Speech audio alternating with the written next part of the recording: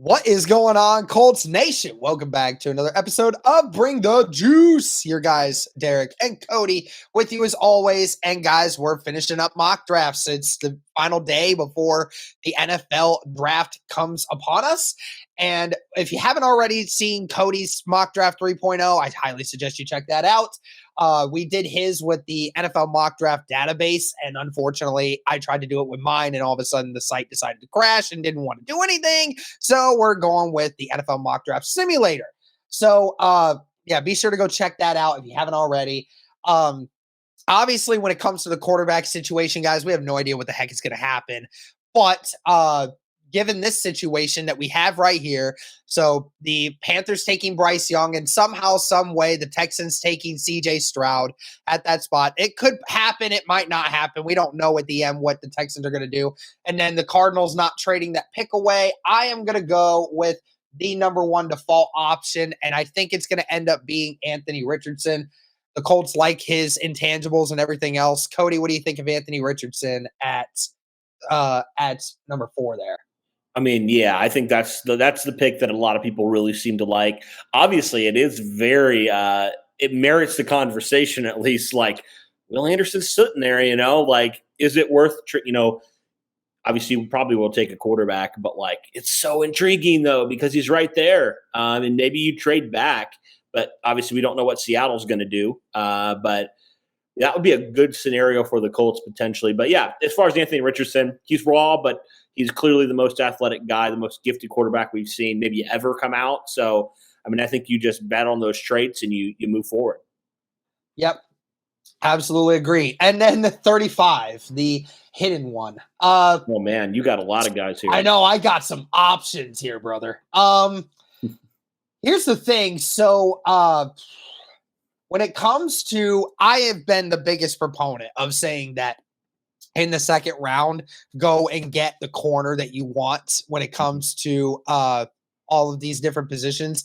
And I think that the Colts will do that because in the third round, potentially, and if Indianapolis wants to trade up a little bit to go and get somebody, I think there's a wide receiver or two in that third round, Cody, that the Colts are really eyeing to see who they want.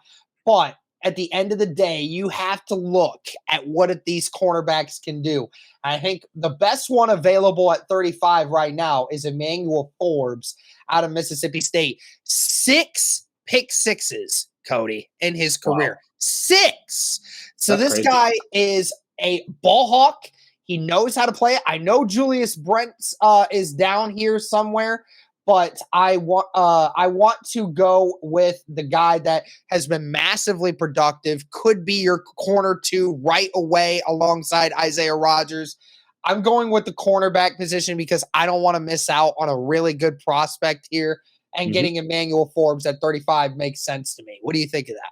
Yeah, and it crosses off a huge need. Now, this could be a scenario, Derek, with all those guys there. Ooh, it might be worth trading down. Maybe not crazy trade down, but like maybe you get another third-round pick out of it.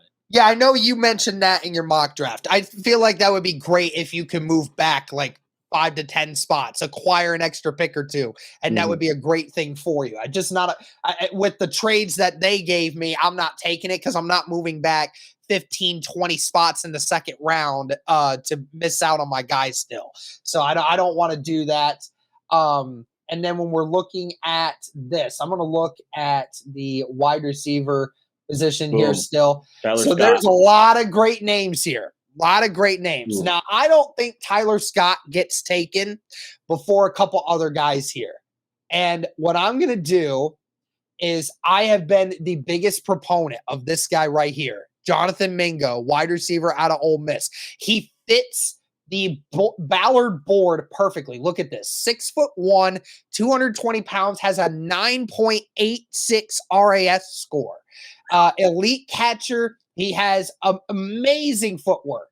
So I look at this and I say, I think Jonathan Mingo, who originally was supposed to be a 4th-round draft pick, I would be shocked if he's even there at 79 for the Indianapolis Colts. So if he's there, I'm 100% taking Jonathan Mingo at that spot because he fits the mold. Oh, yeah. Yeah, talk about traits, man. You get 2 guys with insane amount of traits. gonna accept that trade from Carolina because I moved back 8 spots, but I acquire an extra draft pick to Okay. go along with it. So, all right, let's go back to the all here, see what we have. And Jaden Reed's another one that I wouldn't be surprised if Ballard decides to go with. Fantastic, fantastic speed and footwork. I would not be surprised. Okay, we're looking at guards here. And then we have centers as well. You already did Alawatami. I'm not going to pick something like that just yet. Braden Daniels, I know I've done that before. RAS score is really good. I'm not 100% sure on what his RAS score because we didn't get a chance to really see when it came to that.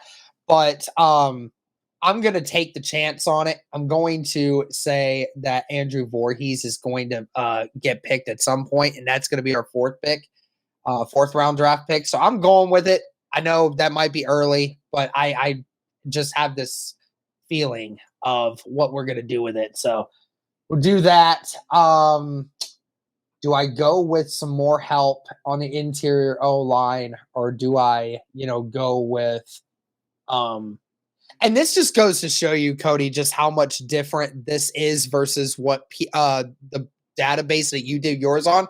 Look at where Miles Brooks ends up. 137 versus what the other one said he was like 237. So like they have him way down compared to what we were doing before. So yeah, I'm struggling here. I'm not sure whether to double dip at corner or to double dip in interior offensive lineman. I'm struggling. Because I see Alawatami and I 100% can see that being a thing. I kind of don't want to copy you though. Yeah. Oh, I kind of have to think differently here, but I'm going to look back at this again. Carl Brooks, I could see that as a later thing. Yeah. I'm thinking, man. I don't know. There's a lot of good ones here. There's a lot of good ones, but I'm gonna go back to the offense here for a second. Let me see what we got. Wide receiver, best wide receivers available. You still got Parker Washington. You got Charles Jones. I think you could definitely see somebody being that kind of wide receiver. Parker Washington is that guy that I definitely think. You know what? I saw this guy absolutely explode against Ohio State this year. I think Parker Washington could definitely be another interesting one, especially since you just got another really good pick for this draft. But I'm going to wait to get somebody else for that. Do I double dip? I don't know. I'm gonna go Parker Washington. Why not? We'll see what else we got. And also I just acquired this extra pick too, so might as well just go ahead and I'm gonna take Jarrett Patterson here because that makes a lot of sense to me. Then we got pick number 162.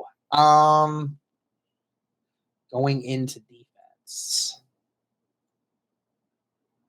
Dang, Carl Brooks got taken already. No, he's down there. Wait, what's that? He's still down here. Yeah, I think so, right? Yeah, I saw him. Yeah, he's in. There he is. Yeah, he's down at 236. I'm gonna wait for that. But I'm gonna double dip at corner. We're gonna get Mekhi Gardner here. Get that extra corner help. Jeez, where are all these picks coming from?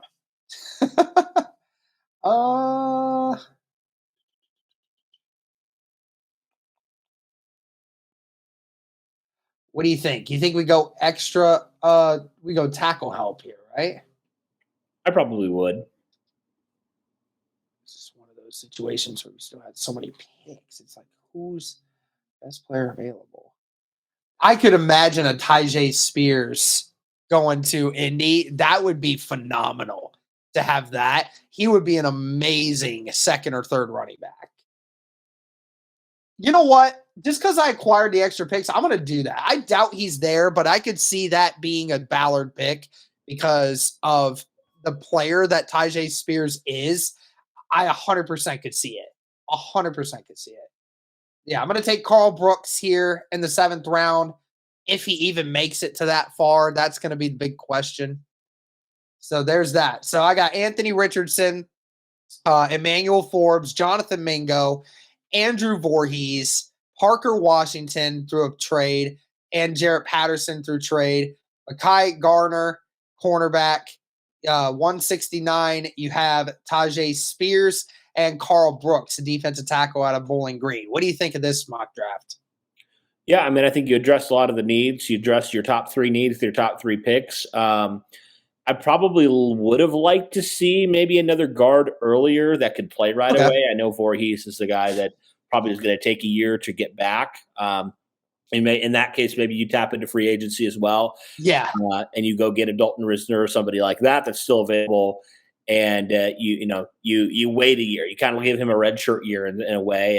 And when he comes back, he competes for that right guard spot next year. So 100%.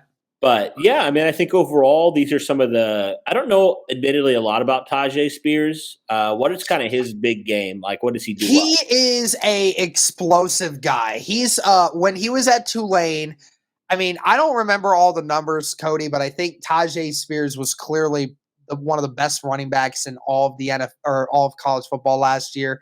Okay.